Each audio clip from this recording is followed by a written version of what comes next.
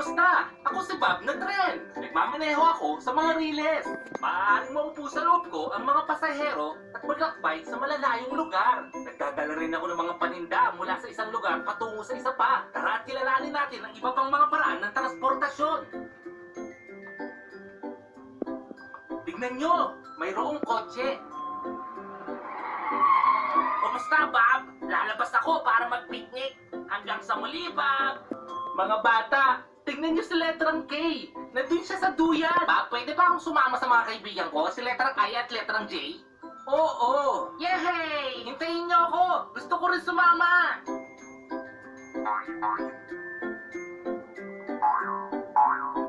Hello, letrang M.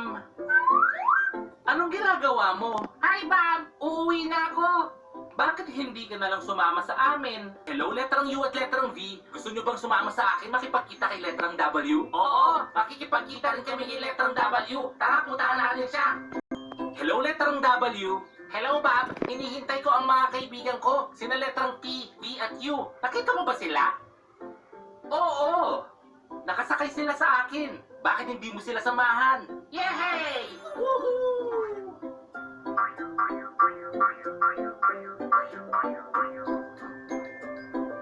Tignan nyo lahat ng kaibigan natin. Pwede rin ba kami sumama sa kanila, Bob? Oo, letrang X, Y, and Z.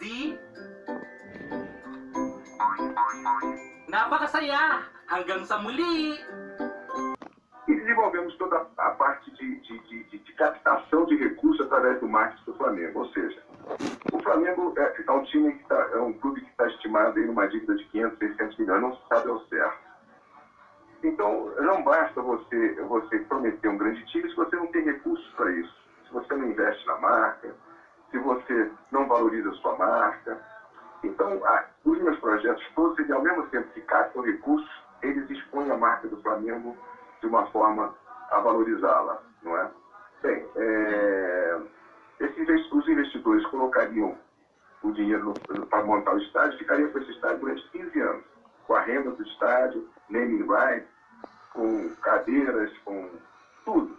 Daria um percentual pequeno do Flamengo durante os 15 anos. Depois de 15 anos, entrega o estádio para o Flamengo. Esse estádio está avaliado em 600 milhões a obra. Eu tenho certeza que isso vai acabar acontecendo, porque o drama que o corintiano tinha, eram três. Não ganhar a Santander Libertadores América, eles ganharam. Oficializaram o título mundial, que é aquele de 2000 e meio fajuto, e podem ser campeões mundiais agora, vão para Tóquio. E a outra coisa é ter o estádio. Eu combati muito até a não necessidade desse estádio, mas acabou saindo. Parabéns pro Lula corintiano, pro André Sanches, que acabou sendo um Lula na vida do Corinthians, né? E o estádio vai sair, vai abrir até a Copa do Mundo. Realmente vocês precisam mesmo de um estádio aí no Rio de Janeiro. Agora, é o seguinte, antes de fazer a próxima pergunta, você falou de dois caras, um grande amigo meu, que é o Rondinelli, o José Rondinelli Tobias, o Zé Baiano, lá de São José do Parque, perto da minha Itubi, e falou do Walter Machado da Silva, que jogou até no Batatais, jogou no Botafogo Ribeirão Preto, no Corinthians, em 500 mil times, hoje é advogado. E os dois estão ligados, porque o Deus da Raça hoje é empresário do ramo de cemitérios. O Rondinelli tem 13 cemitérios verticais em Divinolândia, Tapiratiba, Guaxupé, São José do Pardo, Itubi, Mococa e Tambaú. Anong ginagawa mo dyan sa itaas, letrang B? Hinahanap kita at nandito ka na.